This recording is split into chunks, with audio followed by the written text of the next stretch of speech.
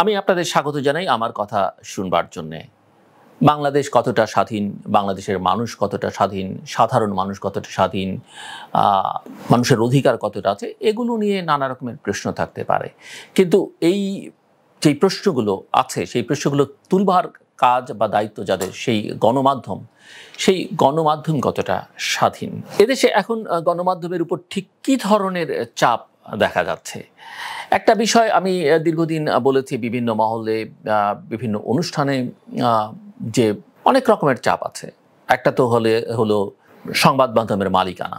এটা একটা বড় প্রশ্নের জায়গা যে বাংলাদেশের সংবাদ মাধ্যমের মালিক যারা। সেন্টার ফর গভর্নেন্স স্টাডিজ থেকে আমরা একটা স্টাডি গবেষণা করে দেখিয়েছি যে মালিক আসলে কারা, তাদের স্বার্থ কী, রাজনৈতিক সংশ্লিষ্টতা কী, ব্যাংকগুলোর সঙ্গে তাদের কী সম্পর্ক, এবং এটা একটা বড় চাপ।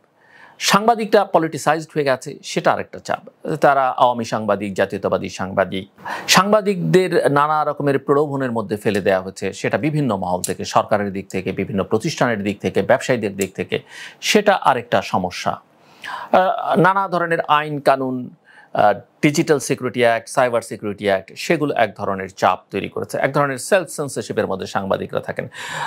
সাংবাদিকরা নানান সুযোগ সুবিধার মধ্যে থাকেন, নানা সুযোগ সুবিধার জন্য নিজেদেরকে অনেকখানি নিয়ন্ত্রণ করেন। এগুলো এক ধরনের চাপ আছে।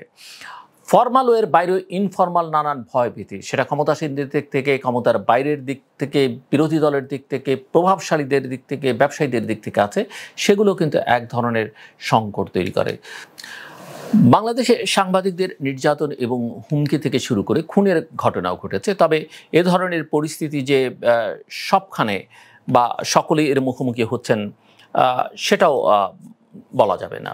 কিন্তু যেখানে এই পরিস্থিতি নেই, সেখানে আবার আছে তথ্য পাওয়া কিংবা সংগ্রহের ক্ষেত্রে এক ধরনের সংকট। তথ্য অধিকার আইন আছে, সেই আইনের মাধ্যমে তথ্য কমিশন থেকে সংবাদ পাওয়ার বা বিভিন্ন প্রতিষ্ঠান থেকে সংবাদ পাওয়ার বা তথ্য পাওয়ার অধিকার নাগরিকদের রয়েছে, কিন্তু সেটা অধিকাংশ ক্ষেত্রেই পাওয়া যায় না। আবেদন করলেও মাসের পর মাস যায়, কোনো রেসপন্স কিন্তু পাওয়া যায় না, এবং সেক্ষেত্রে রয়েছে নানা জটিলতা। সাম্প্রতিক বছরগুলোতে সরকারি দপ্তরগুলোতে এমন প্রতিবন্ধকতার কথা সাংবাদিকরা হরহামেশাই বলছেন।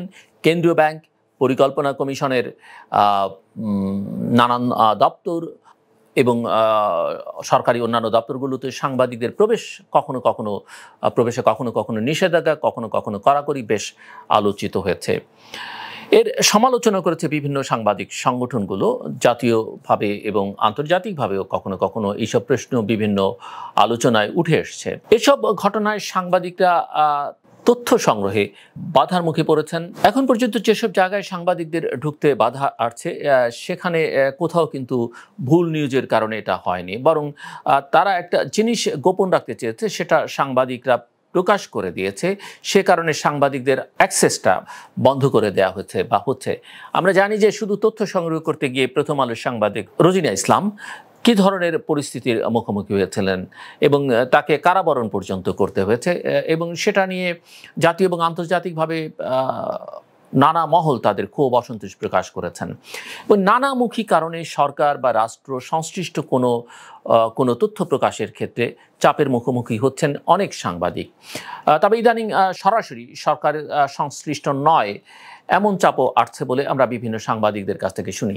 বিভিন্ন ব্যবসায়ী গোষ্ঠীর দিক থেকেও এই চাপ ক্রমাগত বাড়ছে। বাংলাদেশের অনেক ব্যবসায়ী গ্রুপ আছে যারা কেন্দ্রীয় ব্যাংকের তালিকায় ঋণ খেলাপি, কিন্তু নানা অনিয়মের মাধ্যমে অনেক ব্যবসায়ী ব্যাংক থেকে ঋণের নামে টাকা বের করে নিয়ে যাচ্ছে। এসব ব্যবসায়ী গোষ্ঠী নিয়ে সংবাদ করতে চাইলে নানা ধরনের চাপ আসে বলে সাংবাদিকরা কিন্তু বিভিন্ন সময় অভিযোগ করেছেন। আপনি যখন সংবাদের নিয়ম অনুযায়ী ওই ব্যবসায়ীর মন্তব্য নেওয়ার জন্যে যোগাযোগ করবেন, তখন 2-3 মিনিটের মধ্যেই বিভিন্ন এজেন্সি থেকে, সরকারের বিভিন্ন গুরুত্বপূর্ণ জায়গা থেকে ফোন কিন্তু সাংবাদিকদের কাছে চলে আসে, এবং সংবাদপত্র অফিসের সম্পাদক বা দীর্ঘ পর্যায়ে বা শীর্ষ পর্যায়ে ফোন করে বলা হয় যে রিপোর্টটা করা যাবে না। এ ধরনের প্রেশার প্রবল আছে, এবং এটা দিন দিন বাড়ছে। আমরা দেখেছি যে অনলাইন ভার্সানগুলোতে যেসব সংবাদ তুলে দেওয়া হয়, জেনুইন সংবাদ, সেগুলোকে একটা পর্যায়ে গিয়ে মিডিয়া আউটলেটগুলো সেগুলো নামিয়ে ফেলতে বাধ্য হয়।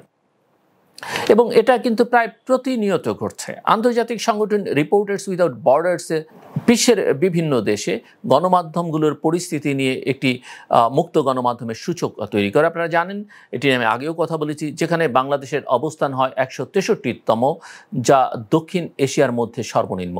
পাকিস্তান, ভারত তো বটেই, এমনকি আফগানিস্তানের নিচে অবস্থান হয় বাংলাদেশের। এর চাইতে দুর্ভাগ্যজনক আর কিছু হতে পারে না। আমাদের গণমাধ্যম একসময় অত্যন্ত ভাইব্রেন্ট ছিল, স্বাধীনতার পূর্বে বলি, স্বাধীনতার পরে বলি, এমনকি 80-র দশক 90-র দশক আমরা সেটা দেখেছি। এছাড়া তথ্য এবং মত প্রকাশের অধিকার নিয়ে কাজ করা বৈশ্বিক সংগঠন আর্টিকেল 19 মত প্রকাশের স্বাধীনতার ক্ষেত্রে বাংলাদেশকে রেখেছে সংকটজনক ক্যাটাগরিতে। কিন্তু এমন অবস্থা কেন তৈরি হলো?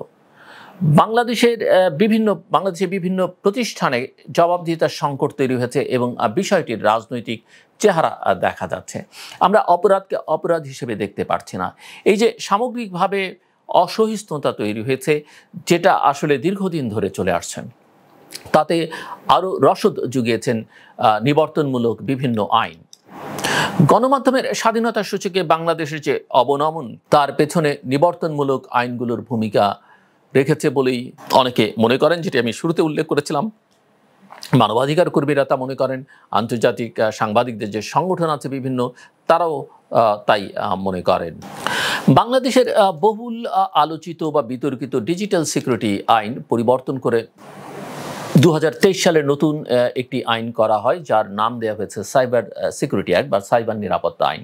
কিন্তু এই আইনেও সাজা এবং জামিন অযোগ্য ধারা কমানো সহ বেশ কিছু পরিবর্তন আনা হলেও সেটা যথেষ্ট নয় বলেই কিন্তু মানবাধিকার সংগঠনগুলো এবং সাংবাদিকদের সংগঠনগুলো মত প্রকাশ করেছে।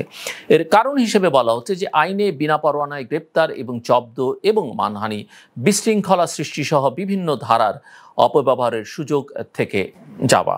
তবে নতুন আইন হলেও আগের ডিজিটাল সিকিউরিটি আইনের দায়ের হওয়া 7,000-এরও বেশি মামলা, যেটা আইনমন্ত্রী নিজে উল্লেখ করেছেন, আছে সাংবাদিকদের বিভিন্ন শ্রেণী পেশার মানুষের বিরুদ্ধে। যেসব মামলা এখনও চলমান বিদ্যমান এবং গবেষণা প্রতিষ্ঠানগুলো, সেন্টার ফর গভর্নেন্স স্টাডিজ সহ অন্যান্য গবেষণা প্রতিষ্ঠানে এই মামলাগুলো প্রত্যাহার করে নেবার জন্য বলেছে এবং যারা ক্ষতিগ্রস্ত হয়েছে তাদের ক্ষতিপূরণ দেবার দাবি জানিয়েছে। তদন্ত করতে বলা হয়েছে যে মামলাগুলো জেনুইন কিনা, সেই তদন্ত করবার জন্য বলা হয়েছে। এবং এ নিয়ে বিভিন্ন সময় সমালোচনাও করেছেন মানবাধিকার সংগঠন এবং সাংবাদিক নেতারা, যেটা আমি উল্লেখ করলাম। এবং বাংলাদেশে কোনো সরকারি দপ্তরে সাংবাদিকদের তথ্য প্রাপ্তি কিংবা প্রবেশে নিষেধাজ্ঞার বিষয়টি এখন বেশ আলোচিত হচ্ছে। এছাড়া তথ্য অধিকার আইনে তথ্য চেয়ে উল্টো হয়রানির মুখে সাংবাদিকরা পড়ছেন, এমন অভিযোগ এসছে বিভিন্ন গণমাধ্যমে। তাছাড়া তথ্য অধিকার আইনে তথ্য পেতে প্রায় 30 দিন অপেক্ষা করার বিষয়েও আমি শুরুতেই উল্লেখ করেছিলাম, আপত্তি তুলেছেন গণমাধ্যমের কর্মীরা। এবং ওই 30 দিনের মধ্যে অনেক ক্ষেত্রে কিন্তু তথ্য পাওয়া যায় না এবং তথ্য অধিকার আইনের তথ্য চেয়ে উল্টো হয়রানির মুখে সাংবাদিকরা পড়ছেন, এমন অভিযোগের কথা তো আমরা প্রায় প্রতিনিয়তই শুনছি। যদিও এর আগেও বিভিন্ন সময়ে সরকারের বিভিন্ন পক্ষ থেকে, বিভিন্ন গুরুত্বপূর্ণ জায়গা থেকে একই রকম আশ্বাস দেওয়ার নজির আমরা দেখেছি। যদিও সে সময় সংবাদ প্রচারের ক্ষেত্রে, সেটা অনলাইনে হোক, টেলিভিশনে হোক, পত্রপত্রিকা হোক, প্রচারের কারণে গণমাধ্যম বন্ধ কিংবা অনলাইনে নিউজ পোর্টাল বা কন্টেন্ট ব্লক করার উদাহরণও কিন্তু আমরা দেখেছি। মানহানির বিভিন্ন মামলায় হয়রানি এবং গ্রেফতারের নজিরও কিন্তু আমরা প্রায় সময় লক্ষ্য করি। ফলে সরকারের পক্ষ থেকে মত প্রকাশ এবং গণমাধ্যমের স্বাধীনতা কোনো চাপ নেই বলা হলেও অতীত নানা ঘটনার প্রবাহ আমাদেরকে এটাই বোঝায়, সেটার বাস্তবতা কতটা আছে সেটা কিন্তু একটা বড় প্রশ্ন। অর্থাৎ চাপটা কিন্তু আছে, বাধাটা কিন্তু আছে এবং সংবাদপত্রের স্বাধীনতার ব্যাপারে সরকারি মহল বা ক্ষমতাসীনরা যে উদার নয়, সেটা কিন্তু স্পষ্ট। এই অবস্থার পরিবর্তন জরুরি। সংবাদ মাধ্যম স্বাধীন না থাকা মানে আসলে গণতন্ত্রহীনতার একটা দৃষ্টান্ত, সেটা যেন আমাদের শাসক গোষ্ঠী অনুধাবন করতে পারেন। আমার কথা শুনবার জন্য আপনাদের অসংখ্য ধন্যবাদ। আপনাদের সবার জন্য শুভকামনা।